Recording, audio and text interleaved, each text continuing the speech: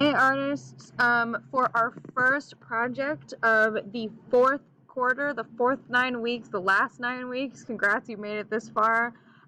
We are going to be talking about graphic design. So I want you to think about this question for a second of what do you think of when you think of the term graphic design? It doesn't really have, you don't really have to know exactly what it is. We're going to talk about it a little bit.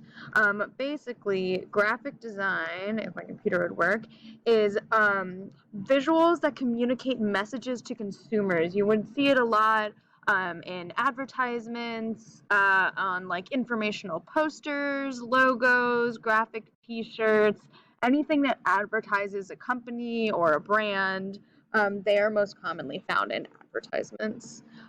Like this one right here. This is a graphic that an artist created. You can become a graphic designer as your career, where you're designing things like this poster that you see here, made by someone who worked for the CDC. You can see that down here, Center for Disease Control.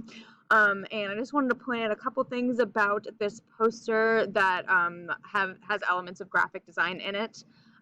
So we obviously know that this poster is prevent the spread of germs because we have that title up top. So along with these directions, we have these visuals as well. They are all designed by an artist. You can see they're all made by the same person, obviously. So it's using visuals as well as words. Now, not all graphic design includes words, but since this is an informational poster, it's using visuals as well as words.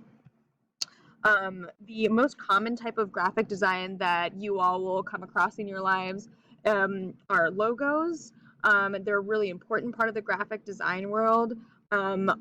Every logo design that you're going to see that is done correctly or done very well is really simple, but it is very effective. Like when you see the logo, you know exactly what that company or that brand is, you know exactly what their message is to consumers. So it's really easily recognizable. So down here I have our Mount Pleasant logos. I have the MP. So if y'all go to Mount Pleasant schools, live in Mount Pleasant, Tennessee, you're probably going to see this logo around and know exactly what it's talking about. And it's really simple. It's just the initials, just the M and the P in the school colors. And they're not just next to each other, they're kind of intertwined with each other. And that can be a message talking about how tight-knit the Mount Pleasant community is, or it could just be a design choice by the artist. I also have our tiger, which is the mascot for Mount Pleasant schools. And it is not just a regular tiger, it's a tiger in red, white, and blue to tie it back into that Mount Pleasant school community brand. All our colors are red, white, and blue, so the tiger matches. Here are some other logos you may recognize. I know that I personally have all these 3 apps on my phone, and we know what app is what from the logo that is on the front.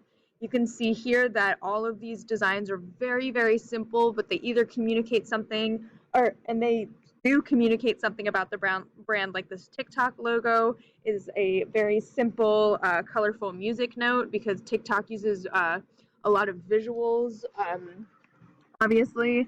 And then the Instagram logo, it's come a long way since I've been your age. I remember Instagram was invented when I was y'all's age, maybe a little bit older. And it started out as like a Polaroid camera. So cameras take pictures, you upload pictures to Instagram, and they've updated it a little bit to make it a simplified version of that camera.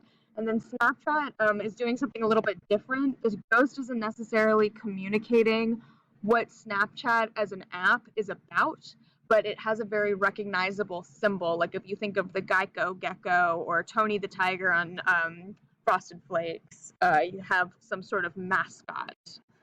Okay, so start thinking about this, friends. If you had a logo, if you as a student of Mount Pleasant Middle School, or just you as a person had a logo, what would that look like? Here is an example of that. If y'all follow our social media on Instagram and on Twitter and on YouTube, well, this is the YouTube video, all of those social media website things that are run by me have this logo as the profile picture. I created this logo when I started those social media accounts, and I wanted to encompass what, very basically, what Mount Pleasant Middle School Visual and Performing Arts is about. So obviously I have our little mountain for Mount Pleasant, even if we're not on a mountain.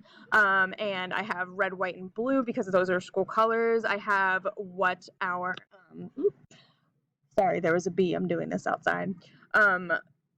We have MPMS VPA art on here, so so if someone were to look at this, they would know exactly what it is. And then obviously we have a paintbrush. Someone in class called it a witch broom because I'm teaching the class, which I thought was funny, but that's our basic logo. So what you're going to do for this project, friends, is create not 2 thumbnail sketches, that's for our friends in traditional learning. You are going to create your own logo, something that series of images that represent you combined in some way. It can be your initials, it can be a picture of something you really like. I'm going to attach my logo that I made as an example for class in this. It included an image that I really like, which is mushrooms. I really like mushrooms. I think they're really cute. The stem of the mushroom is a paintbrush because I'm an art teacher, so I included something about myself, and then I usually add a lot of glitter to my own personal artwork, so I have some little sparkles around it. To start brainstorming, I know it sounds intimidating. It's going to be a simple design, but you got to make it concise, kind of combine those images and wording together if you're adding words. So start drawing these symbols, trying to combine them in different ways, and that should lead you on your right path. All right, friends, I can't see what you make. Happy making.